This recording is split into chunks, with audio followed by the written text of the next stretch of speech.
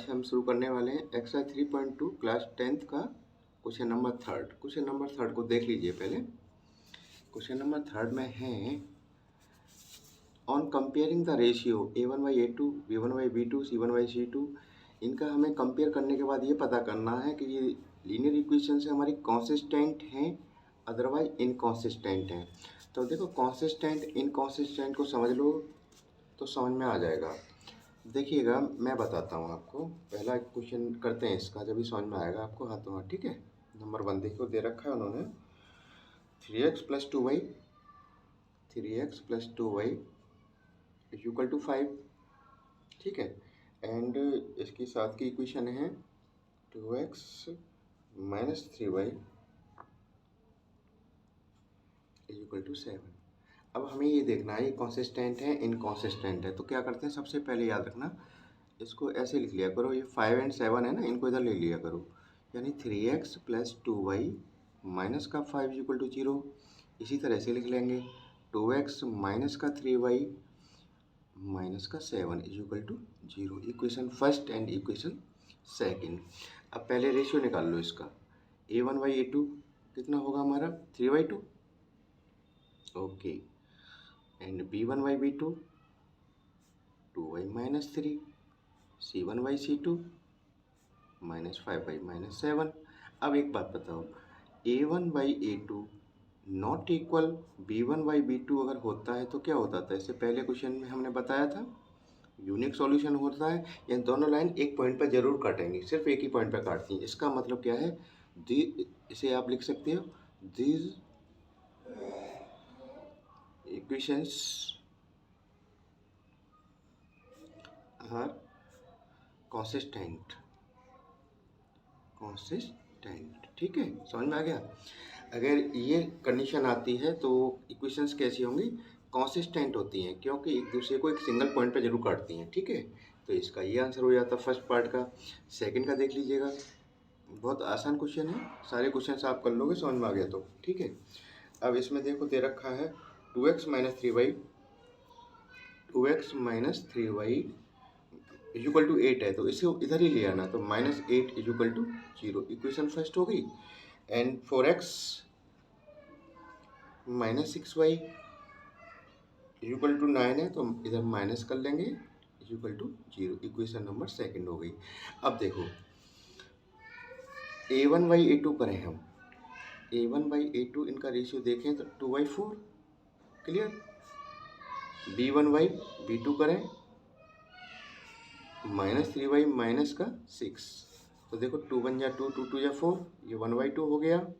And minus से minus cut गया तो ये कितना हो जाए 1/2।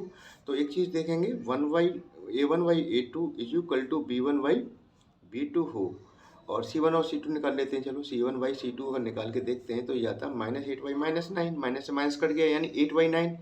तो यानी ये c1/c2 लगा रहा है डिफरेंस सबसे, तो c1/c2। तो ये कंडीशन किस में होती थी, नो सॉल्यूशन में। यानी a1/a2 और इक्वल हो b1/b2 नॉट इक्वल c1/c2 हो तो क्या होता था, नो सॉल्यूशन।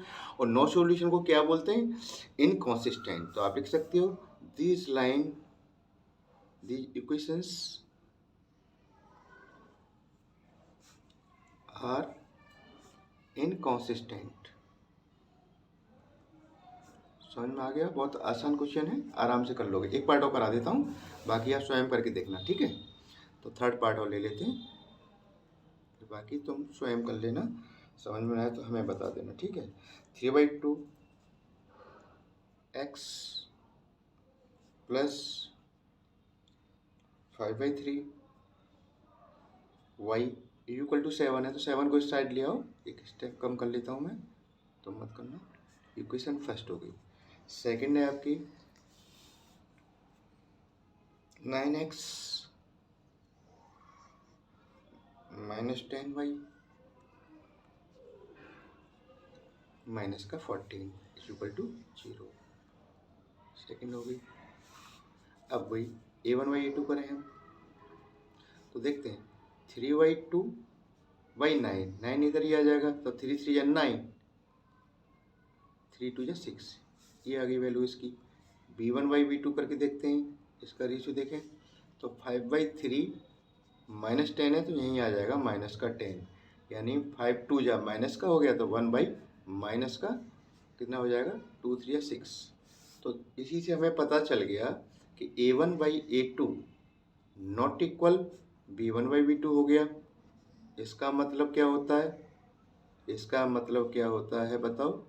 इसका मतलब होता है इसका आएगा यूनिक सॉल्यूशन, यानी एक पॉइंट पे ये जरूर इंटरसेक्ट करेंगी। इसका मतलब ये कॉन्सिस्टेंट है। तो आप लिख सकते हो इसका answer, this equation are consistent.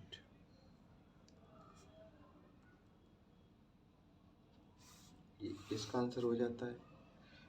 बाकी सारे पार्ट्स, 2 और पार्ट्स बचते हैं, स्वयं करके देख लीजिएगा। इनमें बस क्या रेशियो निकालना होता है।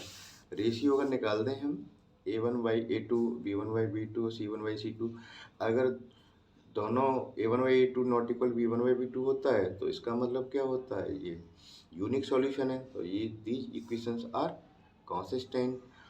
और ये A1/A2 equal to B1/B2 not equal C1/C2 होता है तो इसका मतलब क्या होता है? नो सॉल्यूशन, यानी वो कभी मिल नहीं पाएंगे आपस में एक दूसरे से। तो ये होता है इनकॉन्सिस्टेंट। इस तरह से क्वेश्चन आपका कंप्लीट होता है। इसे स्वयं कर लेना, 2 पार्ट्स इसके। Thank you student.